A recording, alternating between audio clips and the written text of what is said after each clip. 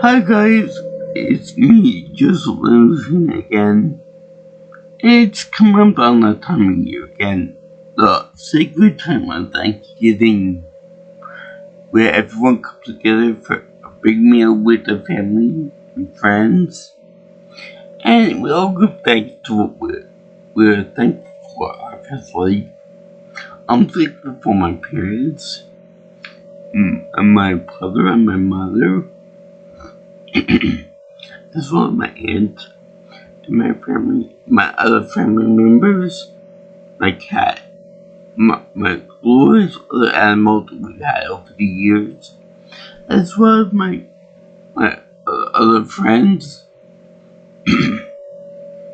and this great state and this great country that we live in.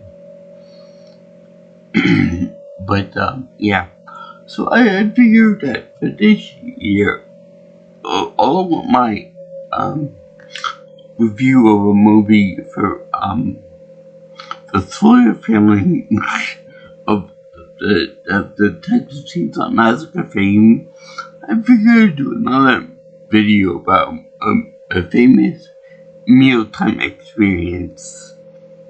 So I figured I would look into my YouTube watch list, list.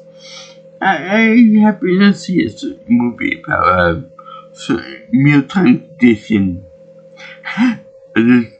That's a very fascinating film based on a book. There's some good actors in it too. And this is going to be a review of the movie Soylent Green for my Thanksgiving 2025 holiday season. Thanksgiving. So it wasn't expecting this movie to be so good, and I got so much material to work with for jokes and things. But I'm sure way back when this movie came out in '73, I'm sure that there were a lot of harking back to say The Jungle by Upton Sinclair, the book, and the book I don't know if they came out yet at the time, but Big Brother is watching it in 1984. It kind of reminded me of that a little bit, with the government regulation and that we gotta keep an eye on certain things, otherwise bad things will happen. So yeah, this is another dystopian type of book, a setting, or a city. I don't know how big it is around the world, but I'm sure that in America it's a very big deal. I think that they're portraying what would happen just in the United States, in one of the major cities at least. Maybe Chicago, I know it's not New York City, but maybe Chicago, or maybe it's Detroit perhaps. But it's a really good movie. I found it hilarious, certain parts of it. But the parts were actually kind of boring, to me at least. But let me tell you, this movie's actually pretty good because I always hear about it in pop culture references and in other stuff too. I'm not quite sure if they made a song based on it, but yeah. Anyway, you should know by now that green is my favorite color, so I don't know why they picked the color green for it. And I noticed that in the movie they have Soylent Red, which is, I'm assuming it's kind of a thing based on Soylent Green, but like in a different derivative, like a different flavor, or possibly a drink format or something. Anyway, it's Soylent it's full ingredient. It's like very popular food in society in the fall future of 2022. So well, it's 2025 right now. It, it would take place about 3 years ago. Yeah, it's one of those type of movies where they have like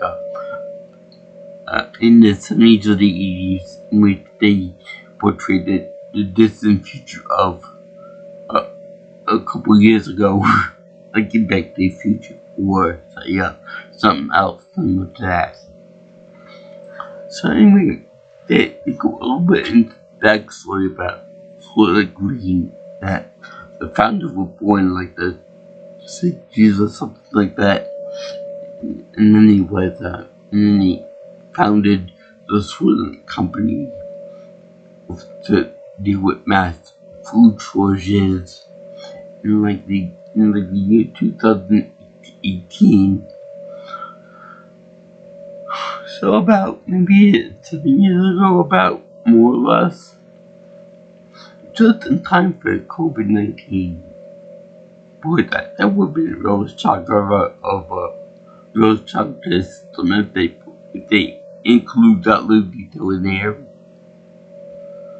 So anyway, this cheap food derivative is Soylent Green, and you always see like people always eat it, like poor people eat it, like like they have it in orphanages, they have it in religious buildings and all that. Like even the nuns eating it too. A real popular, a real high in protein the food thing. I don't know if it's an adjective or it looks like just plain meat, and like beef or pork, but far cheaper and far more versatile. In fact, it's so versatile that they use it for almost everything, and it's popular enough that they call it they have a special day for it called Soylent Tuesdays. Much similar to Taco Tuesdays or whatever, Meatloaf Fridays or something like that. So it's a very popular food, and this guy, Robert Thorne, is actually hired to find out information about the Soylent Green Company and the food therein that they produce. Why it's so damn good and so damn tasty. Although, I hear that it tastes, it varies, and I'll get into that joke later on, but it's supposed to be very good for you. And I hear that it also influenced many a pop culture reference, and it also influenced a person's t-shirt that I think was at the gym that I go to, they get in trouble with. But anyway,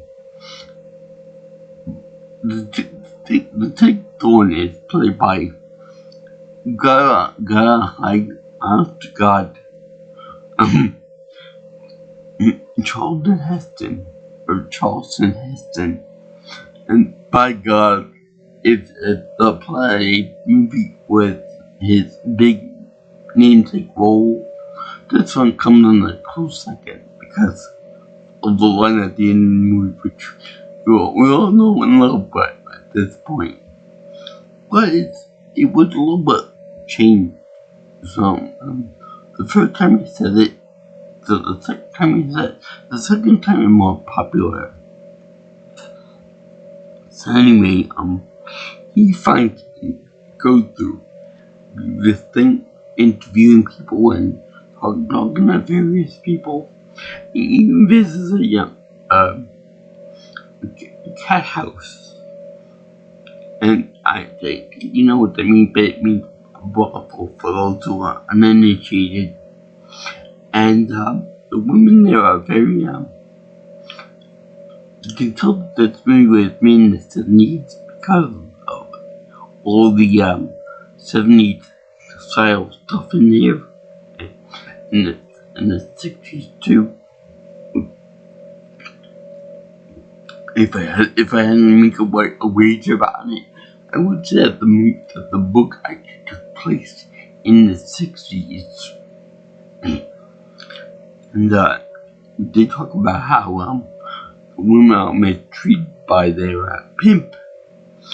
And it's interesting to know that this guy not only does violence to women, which is never acceptable, but he actually got punches at one point, which I don't know if that's I don't know if that's really a thing or if it was a thing, but they're not allowed to do it anymore. I feel it whenever they have a woman being punched in the gut. Because that's something that you don't do at all. A woman at all. A woman like that. And I'll just leave it at that. You don't hit women like that at all. So anyway, they also have a thing where they have like a protest or a riot going on, and they always say, be cool, or to get numbers out. As numbers happen to be the riot squad, like the SWAT guys and that kind of thing. But in this case, the corporations are so powerful, and they don't want any secrets or any riots to get out of control, that they actually are allowed to use numbers or bulldozers and heavy equipment to literally pick up those protesters and throw them out. That's where I got the Big Brother reference before, with 1984. So, that's how big and powerful they are. They don't care about any personal injury that the people might sustain during this move. They can do they do that, and that's very unpleasant. I'm sure that Mr. Forsyth would love nothing more than to do that to his protesters, to take a bunch of bulldozers and heavy equipment and just fling them out of the way, make a path for the leader. But anyway, so as they progress with the story, the detective Thorne turned out to be a thorn in the side for each that is involved with green and red, visibly, talks to this guy, the older man, played by Edward G. Robertson, a legend in his own right as far as the night goes, and he plays a character named Saul Roth, and he gets the information about the history of the Soylent Green Company and the exchange company and stuff. And that's when he finds out the birthday of the guy that founded the company, and he finds out the year that Soylent Green actually hit the market, and you hear about what year he is in the movie Present 2022. So anyway, he's about to kick off. He's about to shovel off a moral coil. He's about to die. So he has like a whole big arrangement where I guess this company does like in charge of funerals and all that, and burials of dead bodies and whatever. So it's very similar to that. There's sort of Futurama where they do like the near-death star, in which people are held in virtual reality. So he takes he goes to this place with the one watching him and stuff in like an audience chamber, like an antechamber type thing. And he watches this guy die. And it's implied that they were friends for a long time and all that. So he's very sad to see this guy die. And it's really funny because when a person dies in this big chamber, they show like nature movies, like peaceful movies so that the person can pass on in peace and whatnot. So they show like Bambi with his mother and his father too. They show a volcano, they show a stream and ice broken, all that. And then they show a very symbolic sunset. I don't think I need to explain why sunset is representative of death. But anyway, it's very funny that then while this whole scene is playing on the big screen, they show the person.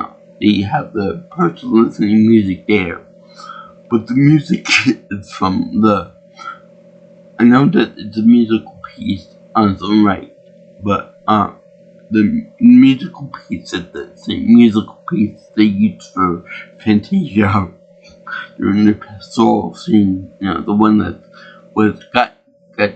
got Disney into trouble with like controversial black donkey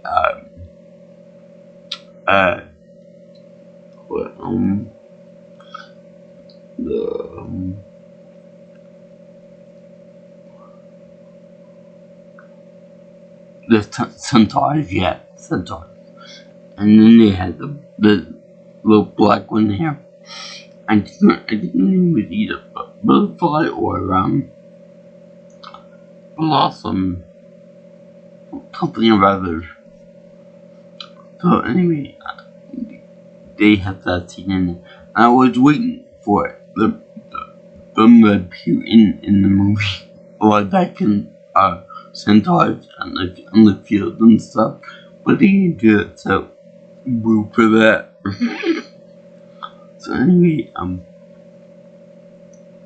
they showed this guy passing on peacefully, and the one that's over there crying and stuff, and the Asian that's over there with him is like, okay, dude, it's not a dead body. Move on, next. Now it's kind of funny. It's kind of weird that they were able to pinpoint this person's death within a few minutes.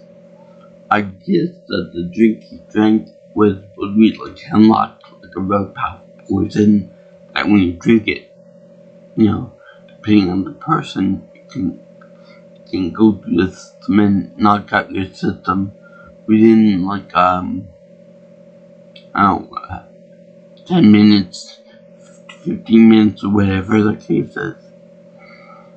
So then they bring up these people to make sure that he really is dead, and then they cover his body up with a sheet. We're kind of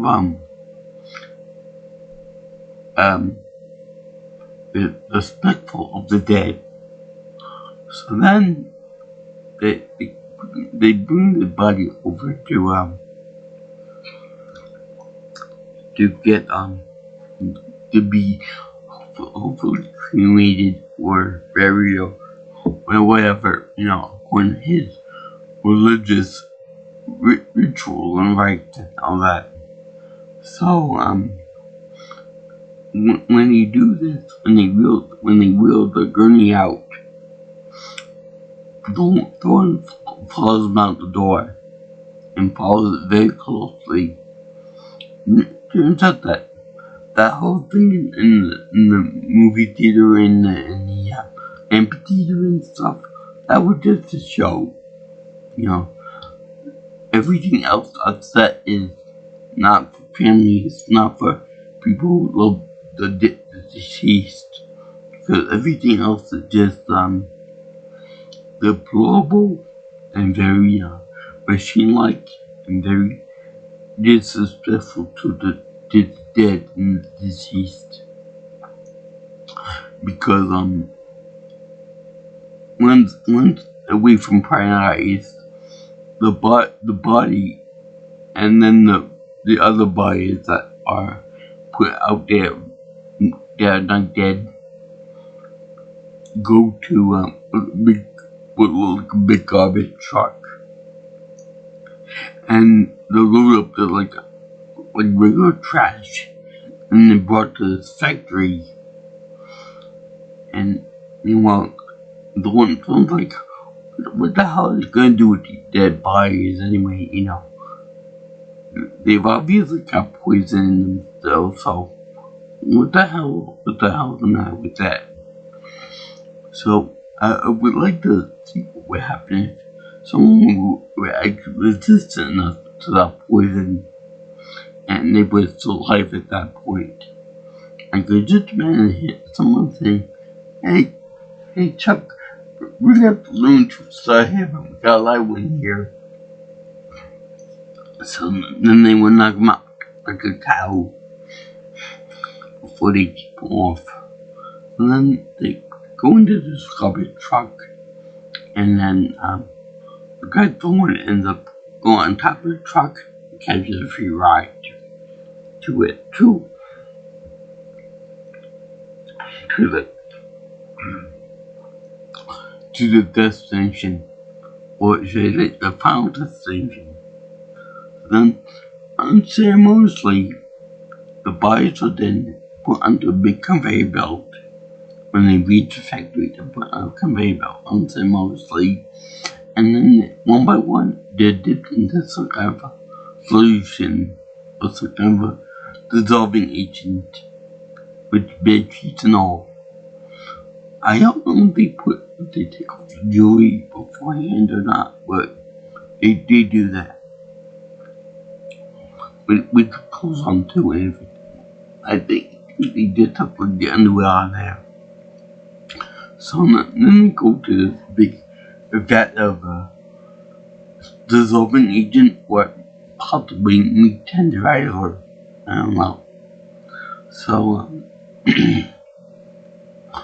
then they show Thorn going around the factory trying to find where his friend's body went.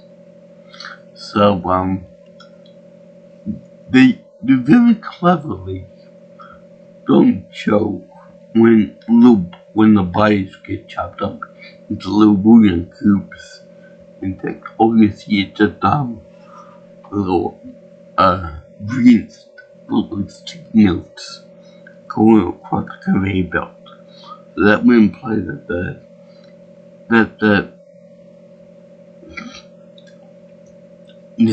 dead bodies get recycled into the Soylent Green. So that's what the t-shirt that the guy had on the gym, where he said make eating ass legal again. So I thought it was some kind of sexual act or something really disgusting, but now I know that it's connected to this movie. And as an added bonus, I believe that the guy's shirt that he had this message on was in fact green. So I gotta tell him about that next time I see it.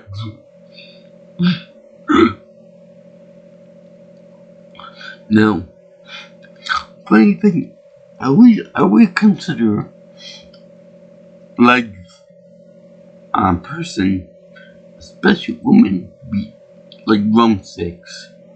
saw something on my comment about nice drumsticks or nice drumsticks.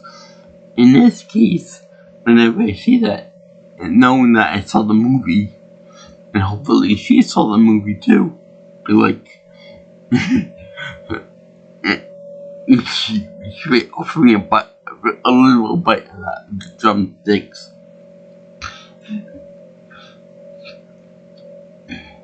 Only if you have Soylent Green in you.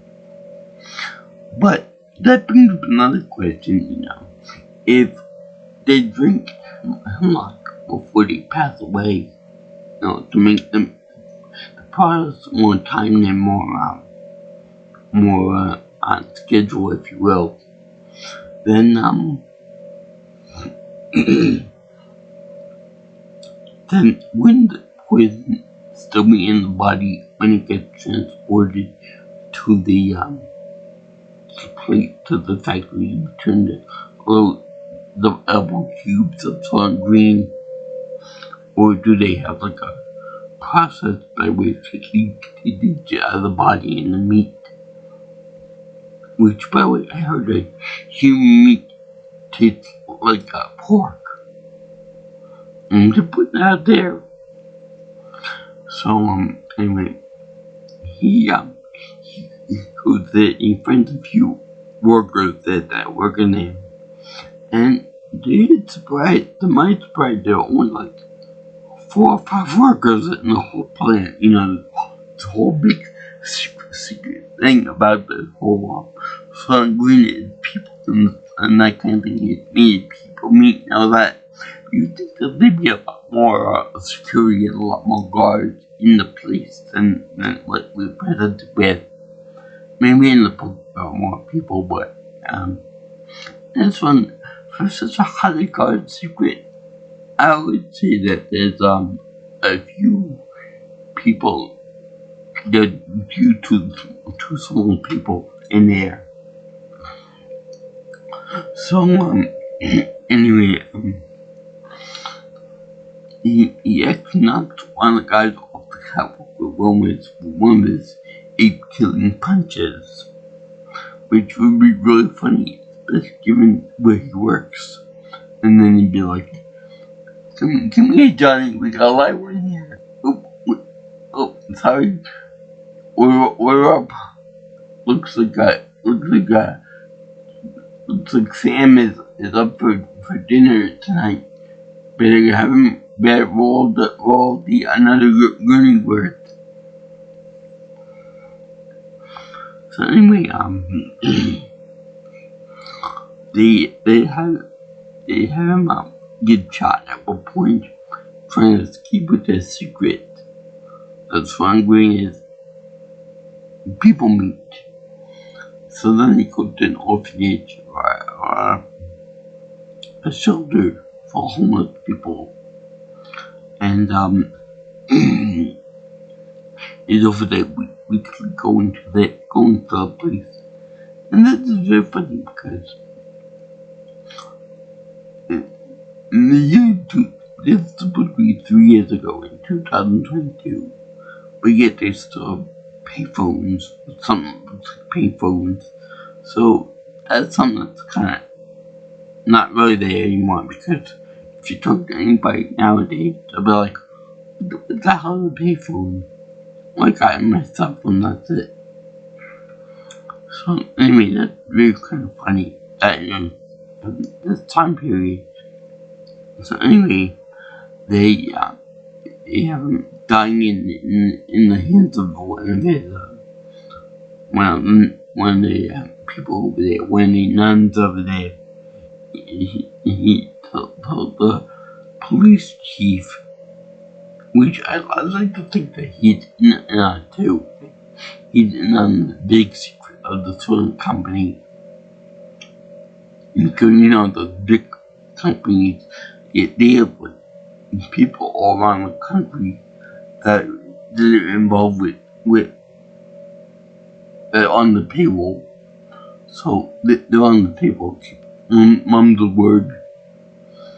So it's a whole big conspiracy kind of agree with Big Brother and among others, it's still being type things where richer and stuff. Anyway, when Thor originally said the police chief, that Soylent Green is made of people, that went like the first time he said that. Soylent Green is made of people. So when he's being carried out, no doubt to be turned into another Charlton Heston Petty for a burger or something. He said to everyone out there, Soylent Green is people, and I'm guessing that the whole gist of it is two things. It's a revolution against this Soylent Green company because they realize what's in it and why it tastes so good and why it tastes like mom used to make, because it quite literally could be their mother, or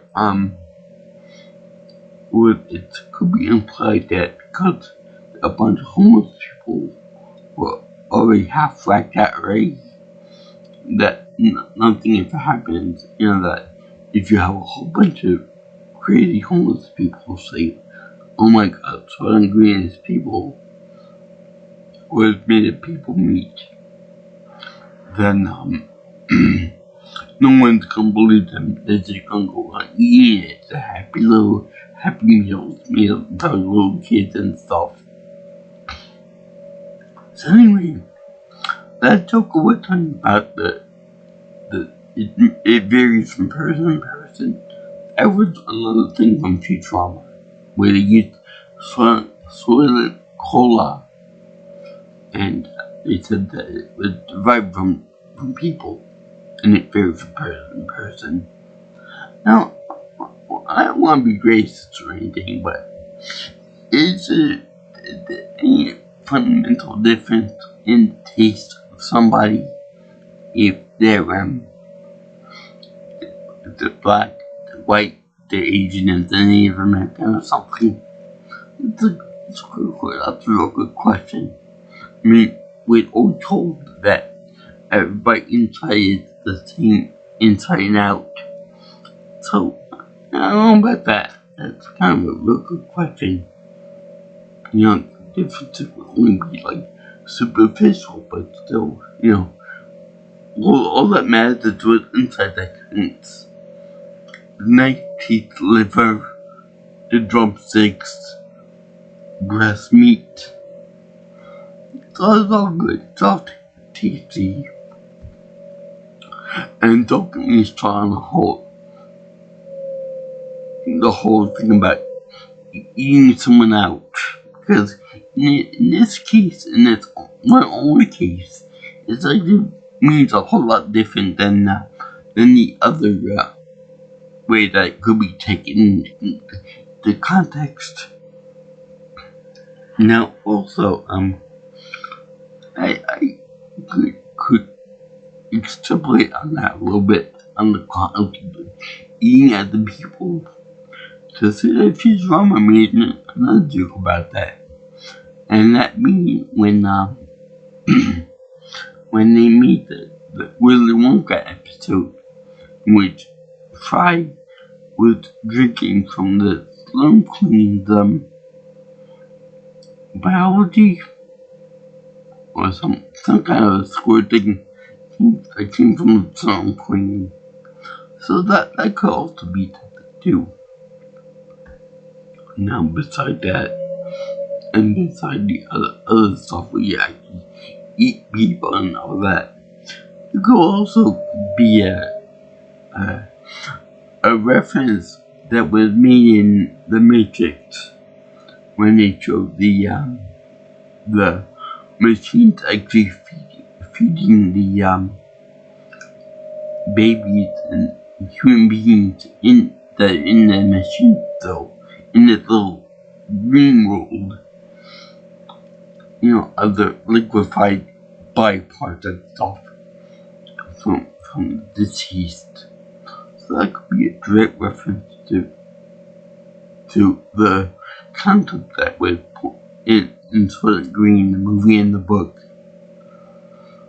Except in the Matrix movie, the people that were being force fed those nasty things were actually supposed to be unconscious when they did it.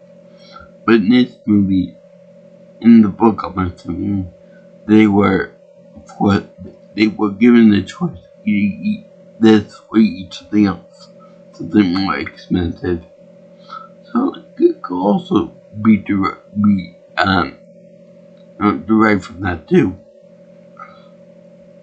Except when you eat from Soylent Green, you pick up on certain things like hair, teeth, and the little curly hairs, which I always thought were curly fries. But anyway, this movie has many more references to other things besides the Matrix and besides Futurama, for example. And I'm glad I finally saw this movie. It's a very good cautionary tale about what happens when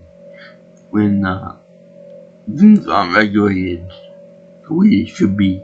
Like in the Upton Sinclair's The Jungle, for example, where human really did get mixed in with other things that were supposed to be food, like pork and beef, and chicken too. So yeah, he even said that what's next, people will be bred like cattle for food production. Again, with a cartoon-sized mallet, like what Queen uses on a daily basis to knock out people. So, yeah, that would be the next step. So that somebody probably made a movie or book or reference to that somewhere or something somehow. But yeah, I enjoyed the movie. I would like to have a restaurant or something named Soylent Green just to see how much of what it makes the customers. I'll go there. I would easily go there and order like a human themed burger or something. Now, this causes many ethical reasons why human is not on the menu for anybody, because it's good against religion and the body being sacred and all that. There'd be too much people would there'd be health violations of the acids. They would make a human burger, a human food burger or something. There'd be so many religious rights groups been on over it.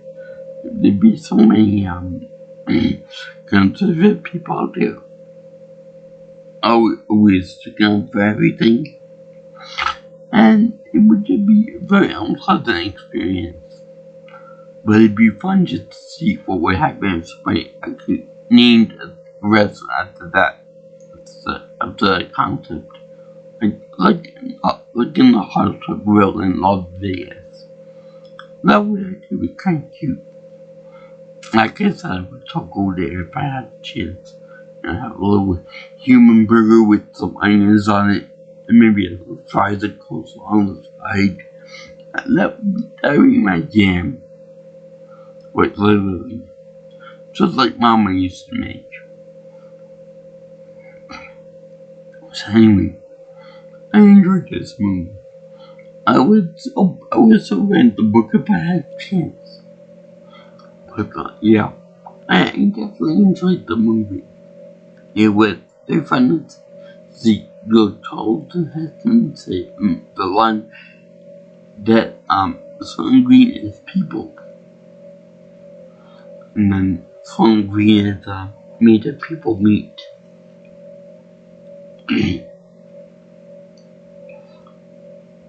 But wait, I would like to see what would happen if you would ever meet Mr. Royal in heaven.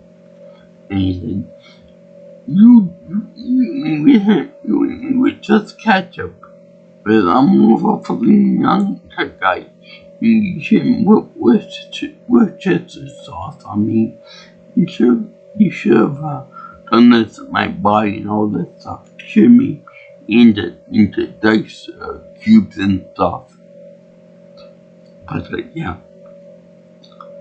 So I did this. I thank you for watching my video on the 1973 movie of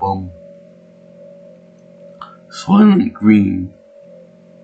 I did this for Thanksgiving in 2025. And I did this for the Happy Silver Pool because it's awesome.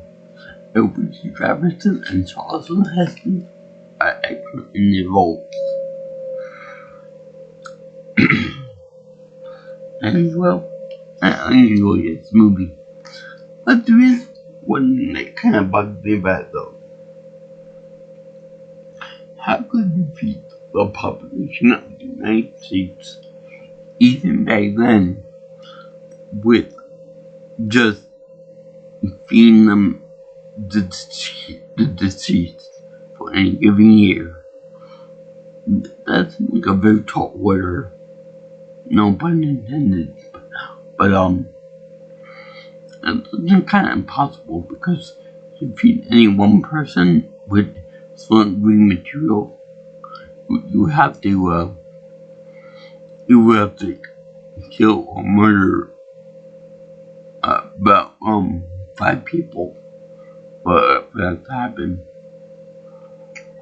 I know there's the ethical thing about like giving bacon to a pig. It ain't right. Even though they would love it and stuff.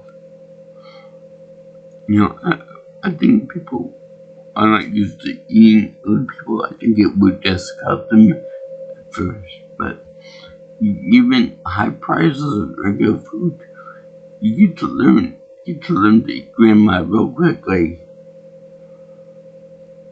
Anyway, if you guys like what you see here and you want to see more of my videos, like, comment, share, and subscribe to my channel. You can also give me information on my future videos and stuff by call me or texting me at 631-707-3707. Or if you like, you can always follow me on Twitter or X. You can put it at PNelsonPro. Also, my email is jjsviewingchannel@gmail.com. So, all you guys who like Soylent Green, the movie, and I'd be interested to try Soylent Red to wash it all down. Anyway, peace out, my brothers and sisters. I'll see all the girls and guys in Interland in my next video. Sayonara, ciao ciao, and VSN, and arrivederci.